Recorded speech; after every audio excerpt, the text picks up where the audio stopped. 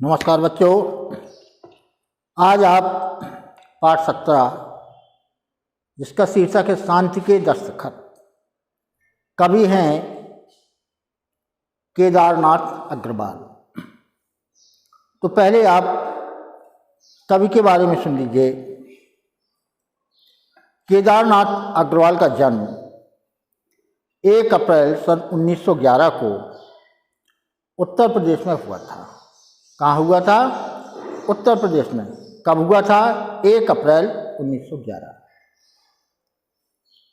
केदारनाथ जी के पिता स्वयं एक कवि थे, यानी कि इनके पिता भी कवि थे, अर्थात कवि का इन्हें जो वरदान प्राप्त हुआ था वो अपने पिता से प्राप्त हुआ था।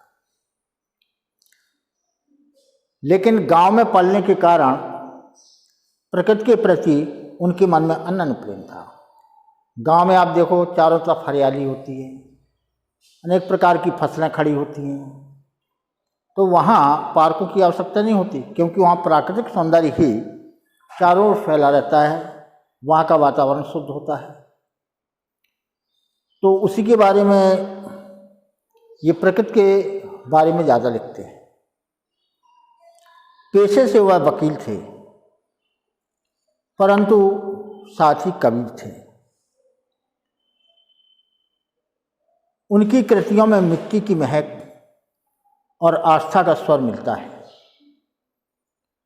अर्थात गांव की मिट्टी में जब पहले पहले बारिश होती है तो मिट्टी की सौंधी महक चारों ओर फैल जाती है। तो कविता के अलावा इन्होंने निबंध, उपन्यास, यात्रा वृत्तांत भी लिखे हैं।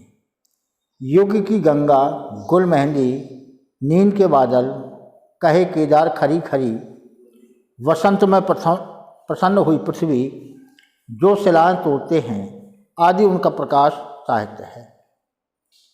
उन्हें सोवियत लैंड नेहरू पुरस्कार, साहित्य अकादमी, हिंदी संस्थान तुलसी पुरस्कार और मैथिली शरणगुप्त पुरस्कार से सम्मानित किया गया। इनका निधन 22 जून सन 2000 को हुआ था। अब ये है शांति के दस्तखत। विश्व शांति दिवस मुख्य रूप से पूरी पृथ्वी पर शांति और अहिंसा स्थापित करने के लिए मनाया जाता है। यानी विश्व शांति दिवस जो होता है वो संपूर्ण पृथ्वी पर अहिंसा और शांति को स्थापित करने के लिए होता है। आज विश्व में ऐसी परिस्थितियां उत्पन्न हो गई हैं कि इंसान दिन प्रतिदिन शांति से दूर होता जा रहा है। अर्थात जो शांति का मार्ग बताया गया है और शांति दिवस हम मनाते हैं, लेकिन उसके मनाने का कारण कोई नहीं, क्योंकि आजकल सभी देश एक दूसरे से इस शांति से दूर होते जा रहे हैं। आज देखिए, चीन ने हमारी ज़मीन को दबाया, युद्ध की संभावना है।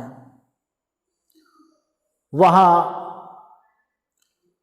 ये अंग्रेज़ों का युद्ध चल रहा है, एक ईसाई देश है और एक मुस्लिम देश है, और उसके देश के लिए कई जो दूसरे लोग सहायता दे रहे हैं, एक को नहीं दे रहे हैं।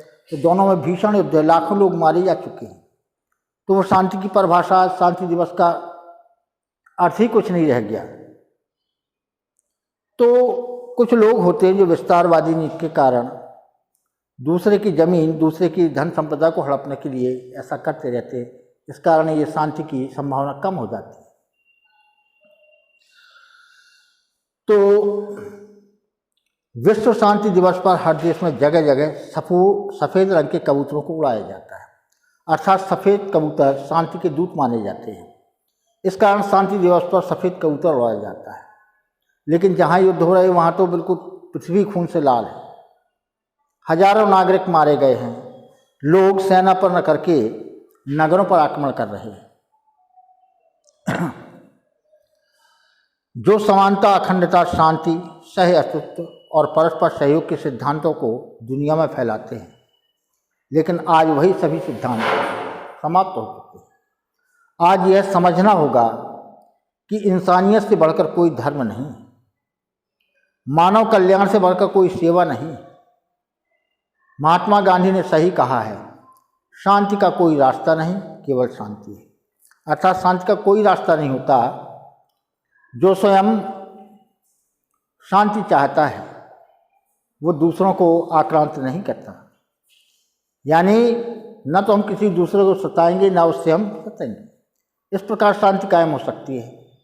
लेकिन जो शांति दिवस मनाया जाता है, आज उसके विरुद्ध कार्य हो रहा है। अनेक देशों में लड़ाइयाँ चल रही हैं। तो बताइए शांति का दिवस कैसे मनाया जाए? और उसी के बारे में कवि कहता है, यह समय है शांति का, तोप का, बम का नहीं। अर्थात हमें अपने देश का विकास करना है तो शांतिपूर्वक ही कर सकते हैं। विकासवाद को अपनाओ कि आप एक दूसरे से सहायता लेकर अपने देश का विकास करें, जिससे विश्व कल्याण होगा। लेकिन ऐसा ना होकर क्या है, तोप का बम का नहीं, युद्ध का गम का नहीं, इसलिए मैं लौह कर से खून में डूबी कलम से। तोप का बम का नहीं। आज चारों तोप, बम, एटम बम, परमाणु बम आदि अनेक प्रकार की बम जो कि मानवता का विनाश करने के लिए उद्यत है। अर्थात जो सत्य अहिंसा का पाठ उसको समझाया गया वो नहीं, जो शांति के लिए थे वो उनका प्रयोग अब मानवता को नष्ट करने के लिए होने लगा है। ये विनाशकारी परमाणु बम बनाते हैं, जहाँ से एक गिर जाए तो आधी जनसंख्या साफ हो जाती है। तो बताइए शांति का दूत है? अर्थात शांति में बम और तोप का काम नहीं होता, केवल वाणी से ही काम होता है, शांति प्रिय कार्य होते हैं। लेकिन आज का युग तो इन बंधनों से बंधा हुआ है। अर्थात चारों तरफ तो बम, तीर, तलवार चल रही है। युद्ध का गम का नहीं, इसलिए मैं लौह कर से। आज समय युद्ध का नहीं, और युद्ध में कितने मार जाते हैं उसका गम मनाने का भी नहीं है। इसलिए मैं लौह कर से खून में डूबी, इसलिए मैं अपने मजबूत हाथों से और उस खून में डूबी हुई कलम से, अर्थात जो मानवता त्रस्त हो रही है,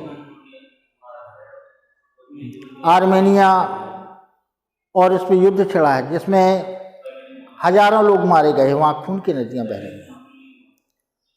तो वहाँ आदमी कम पड़ गए हैं, तो वहाँ की लड़कियों ने सेना का भार संभाल लिया है और वो चला। तो इसलिए तो कवि कहता है कि खून में डूबी हुई कलम से, खून में डूबी हुई है कलम। कैसे? हजारों लोग मारे जा रहे हैं युद्ध के लिए, लालसा के प्रति, विस्तारवादी नीति के प्रति एक दूसरे से भिड़े जा रहे हैं, जिसमें मानवता शर्मसार हो रही है। अर्थात यहाँ के लोग भी मर रहे हैं, वहाँ के लोग भी मर रहे हैं।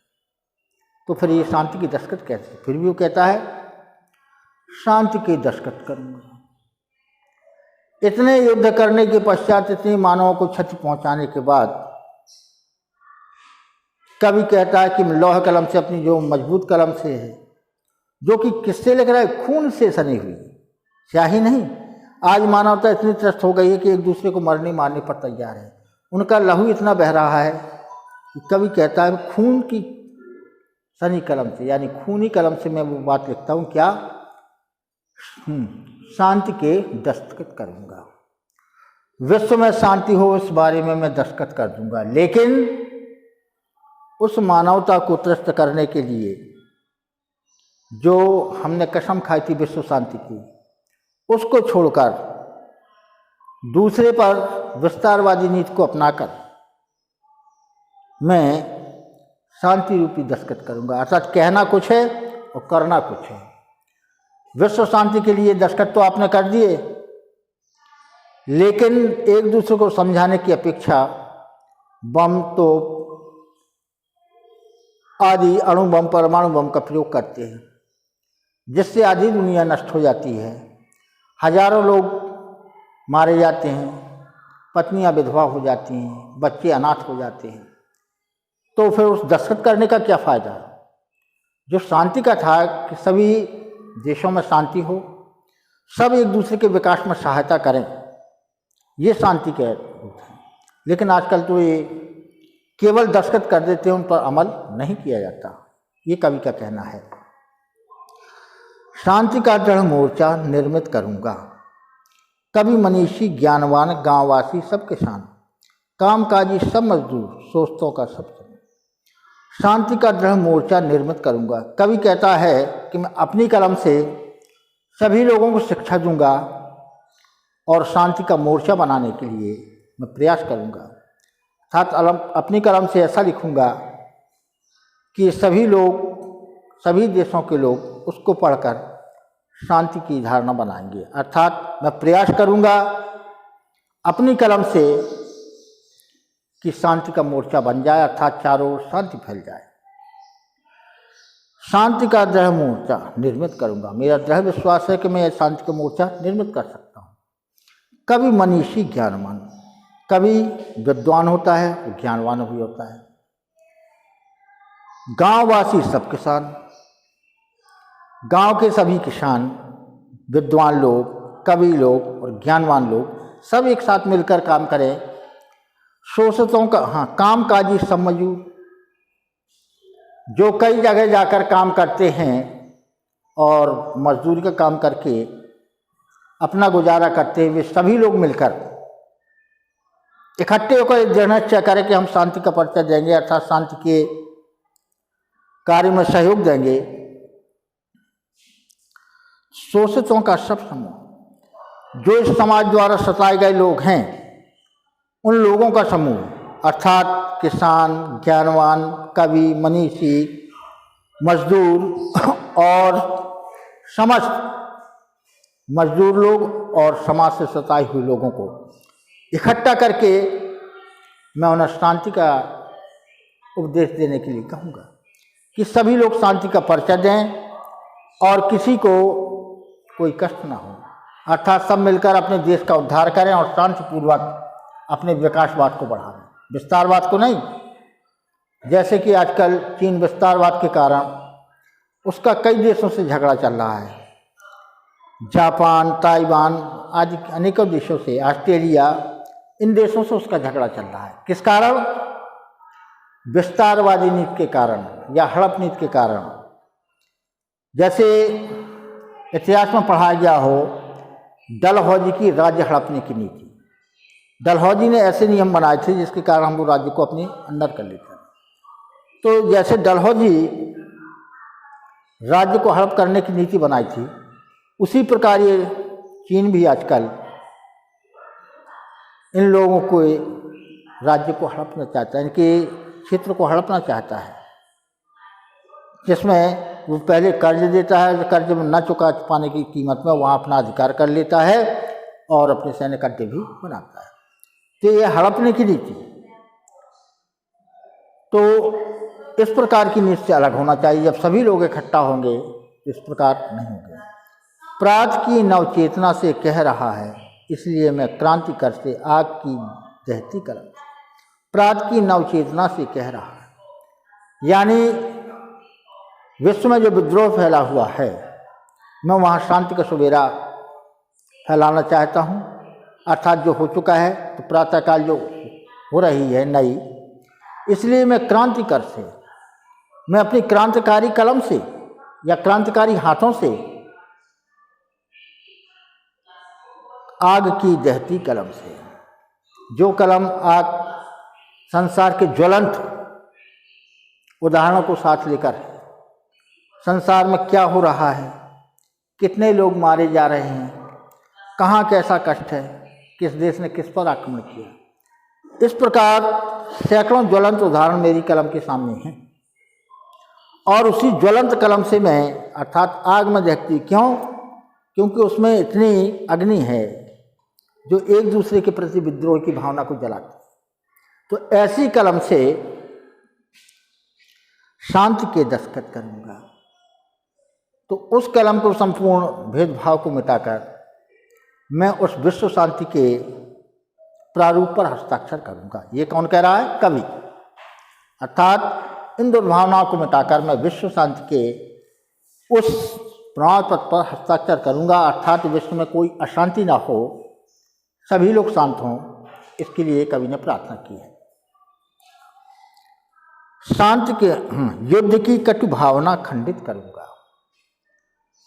जो बहुत धमका रहे हैं, बम बनाए जा रहे हैं, गीत खूनी गा रहे हैं, नाश को ही ला रहे हैं, युद्ध की कट भावना खंडित करूंगा। आज कई देशों में युद्ध चल रहा है, जैसे चीन भारत की जमीन को जमाना चाहता था, युद्ध है। वहाँ किर्गिस्तान और वर्जीनिया में, आर्मेनिया में युद्ध चल रहा है, सैकड़ों लोग मारे जा रहे हैं और अनेक जगहों पर युद्ध की संभावना है, क्योंकि कुछ विस्तारवादी लोग दूसरों के भूभाग को कब्जाना चाहते हैं, अर्थात वो दूसरों की जमीन पर कब्जा करना चाहते हैं। इस कारण वो विस्तारवादी भावना को नष्ट करना चाहते हैं। तो युद्ध की कट भावना खंडित करूंगा। ये जो सोच है, इस भावना को कवि कहता है कि मैं खंडित कर दूंगा। जो बहुत धमका रहे हैं, बम बनाए जा रहे हैं। बहुत से ऐसे देश हैं जो सैकड़ों बम बनाकर छोटे मोटे देशों को या कमज़ोर देशों को धमका रहे हैं। जैसे चीन को भी उन्होंने बहुत सी मिसाइल और बम बना लिए हैं। वो घमंडी हो गया, वो समझता है कि अमेरिका से ताकतवर में है, और इसी घमंड के कारण वो चारों ओर युद्ध करने की धमकी दे रहा है। तो वो कह रहे हैं कि जो बहुत धमका रहे हैं, अर्थात ऐसे ओछे बुद्धि के लोग अपनी उस शक्ति के बल पर छोटे मोटे कमजोर देशों की भूमि को कब्जाना चाहते हैं और वहाँ अपना स्थान बनाना चाहते हैं, अर्थात वहाँ के क्षेत्र का जो खनिज है, तेल है, उनका दोहन करना चाहते हैं और अपने आप को विश्व का समृद्धशाली राज्य बनाना चाहते हैं। तो ऐसे लोगों से कवि प्रार्थना करता है कि मैं उनको समझाऊंगा। गीत खूनी गा रहे हैं, नाश को ही गा रहे हैं, और इस प्रकार वो युद्ध की विभीषिका को भड़काकर खूनी गीत गा रहे हैं, अर्थात जब एक दूसरे की जमीन छीनोगे तो आपस में लड़ाई होगी, उसमें सैकड़ों लोगों का खून बहेगा, दोनों तरफ के सिपाही मारे जाएंगे और सैकड़ों लोगों का खून बहेगा। तो नाश को ही ला रहे हैं। इस प्रकार जब युद्ध होगा, बहुत से लोग मारे जा रहे हैं, तो लगता है कि इन देशों का विनाश ही हो जाएगा। कब जब वहाँ अधिकतर सैनिक मारे जाएंगे तो क्या है, उस देश का विनाश हो गया, फिर वो 10-20 साल में परिपक्व हो पाएगा, अर्थात वो संपूर्ण देश की प्रभुसत्ता नष्ट हो जाएगी। तो ऐसे कार्य कर रहे हैं कुछ देश, यानी स्वयं ताकतवर होकर अनेकों बम या अस्त्र शस्त्र बनाकर वो अपने से कमज़ोर देशों को दबा रहे हैं और समझते हैं कि विश्व में मेरा ही वर्चस्व हो। इस स्पर्धा के कारण वो एक दूसरे पर युद्ध थोप रहे हैं, और युद्ध में होना क्या है, विनाश होना है। एक तरफ का नहीं, दोनों तरफ का विनाश होना है, और उसकी पूर्ति के लिए उन्हें 10-20 साल लग जाएंगे, अर्थात एक युद्ध में वो 10-15 साल के लिए पिछड़ जाते हैं। जो उन्हें आगे बढ़ना चाहिए था वो रुक जाता है, उनका विकास रुक जाता है और पीछे की ओर चले जाते हैं। इसलिए युद्ध कोई अच्छी चीज़ नहीं।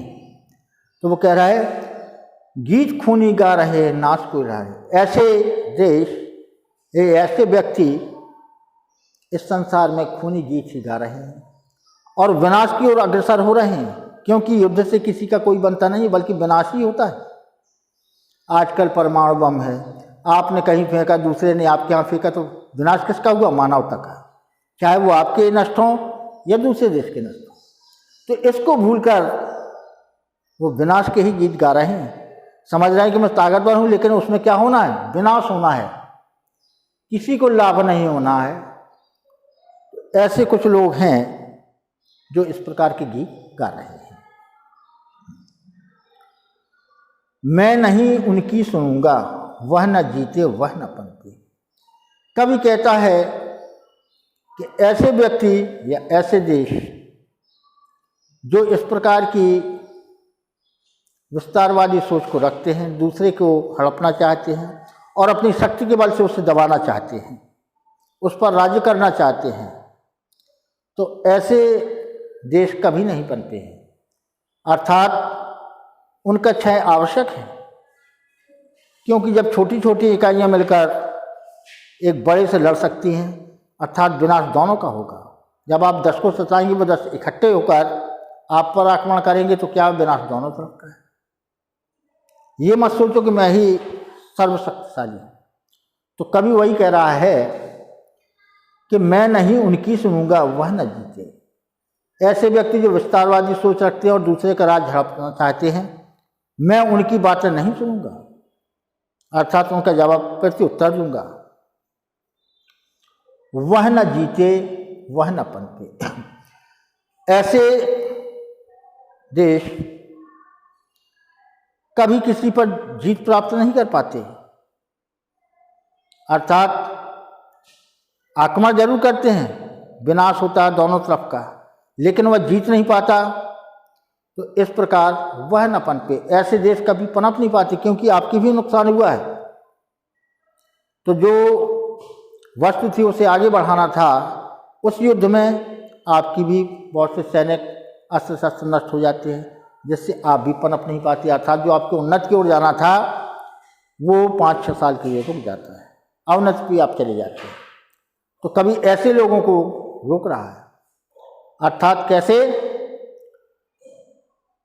मैं नहीं उनकी संग, वह न जीते वह न पनपे। वो किसी भी देश को जीत नहीं सकते और इसी युद्ध भावना से वो कभी पनप भी नहीं सकते।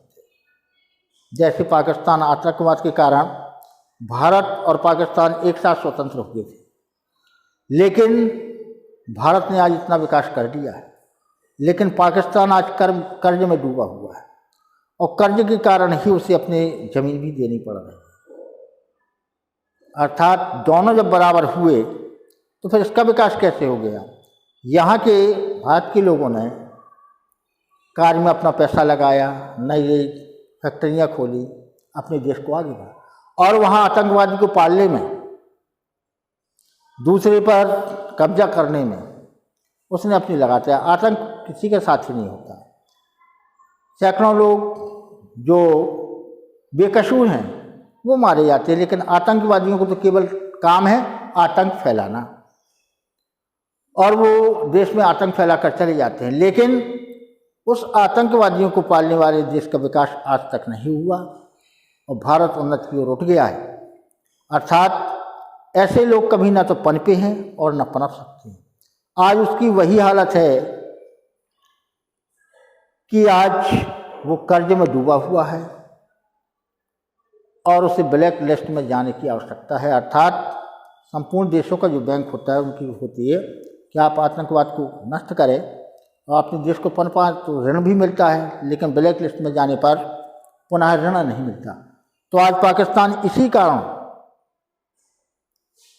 वो नीचे गिर चुका है, और इसलिए कवि ने कहा है कि वह न जीते वह न पनपे। ऐसे लोग न तो कभी कोई जीत पाते हैं और न पनप पाते, अर्थात उनका देश उन्नत नहीं कर पाता और पीछे चला जाता है। इसलिए मैं सत्य की सद्भावना से विश्व के व्याकुल हूँ।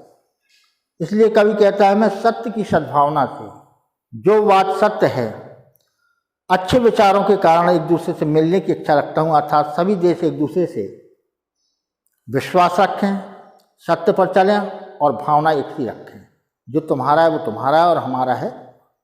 तो इस प्रकार जब एक दूसरे की भूमि पर कब्जा नहीं होगा तो साधारण सी बात है कि एक दूसरे पर कोई आक्रमण नहीं करेगा। जब आक्रमण नहीं करेगा तो शांति रहेगी, और इस प्रकार शांति में दोनों देश विकास की ओर अग्रसर हो सकते हैं। तो इसलिए मैं सत्य की सद्भावना से विश्व के व्याकुल हृदय पर, इस समय जो संपूर्ण संसार में व्याकुलता फैली हुई है, सभी एक दूसरे से घृणा कर रहे हैं, एक दूसरे को नीचा दिखाना चाहते हैं, और इस दुर्भावना के कारण ही वे व्याकुल हैं। अर्थात एक दूसरे को नीचा गिराने की दुर्भावना, जो बुरे विचार हैं कि कोई बढ़ता है तो उसे बढ़ने ना दे, हमसे आगे ना निकल पाए, ये मनुष्य के हृदय में, मनुष्य के मन में बसा हुआ है कि मैं आज जो हूँ वो आगे ना बढ़ने पाए क्योंकि मुझसे आगे निकल जाएगा, उसके पैर खींच लो। ये दुर्भावना है। जबकि चाहिए क्या कि यदि एक व्यक्ति विकास कर रहा है तो हमारे है कि हम भी अपनी शक्ति बढ़ाएं और उससे ज़्यादा विकास करें। ये तो संभव है, इसमें सद्भावना ही बढ़ती है, दुर्भावना नहीं। लेकिन विश्व के व्याकुल हृदय पर सत्य की सद्भावना से, जो आज विश्व इन्हीं कारणों से व्याकुल है, चारों ओर जो अंधेरा फैला हुआ है, तो वो कहते हैं मैं सद्भावना से सभी के साथ एक अच्छी भावना को जोड़कर उनको एक करना चाहता हूँ कि युद्ध का परिणाम बुरा होता है, आप आपस में मेल से रहिए और विकास कीजिए। मैं इसी सत्य की सद्भावना से उन देशों को जोड़ना चाहता हूँ। शांति के दस्तखत करूँगा, मृत्यु की छाया करूँगा। तो शांति के दस्तखत करूँगा। इस प्रकार जब सभी लोगों को मैं अपने विचारों के साथ मिला लूँगा, जब सभी लोग एक दूसरे के प्रति सद्भावना होंगे, तो देश आपस में युद्ध नहीं करेंगे। क्या है? देश आपस में युद्ध नहीं करेंगे और इस प्रकार विश्व शांति की रूपरेखा खिंच जाती है। और कवि कहता है कि इसी कारण मैं ऐसे स्वरूप पर, ऐसे प्रमाण पत्र पर अपनी दस्तखत करूँगा, यानी शांति के दस्तखत करूँगा। तो विश्व के व्याकुल हृदय पर शांति के दस्तखत करूँगा, मृत्यु की छाया हूँगा। अर्थात ऐसे प्रमाण पत्र पर मैं अपने दस्तखत करूँगा, मृत्यु की छाया हरूँगा। जो आज संपूर्ण देशों में विस्तारवाद के कारण एक दूसरे की भूमि पर झगड़ा कि हमारी भूमि है, सभी लोगों का आपस में झगड़ा है, तो इस झगड़े को मिटाकर उन्हें एक दूसरे के सहयोग करके मैं अपने देश को आगे बढ़ाना चाहता हूँ। और जब उनका क्रोध और उनकी दुर्भावना को अलग कर दूंगा, तब सद्भावना से उनको जोड़ दूंगा, तब मैं उस शांति के प्रमाण पत्र पर दस्तखत करूँगा। ये कवि कह रहा है, उसका प्रयास है कि संपूर्ण देश एक से रहें और विश्व शांति की जो कल्पना की गई है, विश्व शांति दिवस जो मनाया जाता है, उसका वास्तविक स्वरूप तभी होगा। और तब कवि कहता है कि उस शांति के प्रमाण पत्र पर या शांति दिवस पर आप दस्तखत कर सकते हैं। तो कहने का तात्पर्य है कि कवि ने समझाया है कि जो शांति दिवस अपने यहाँ मनाया जाता है, केवल शांति दिवस ही है। आज सैकड़ों देश आपस में लड़ रहे हैं, तो शांति कहाँ है? उसके लिए कवि ने प्रयास किया है और उसी प्रयास के कारण ये कविता लिखी है। अब ये कविता यहीं समाप्त होती है। धन्यवाद।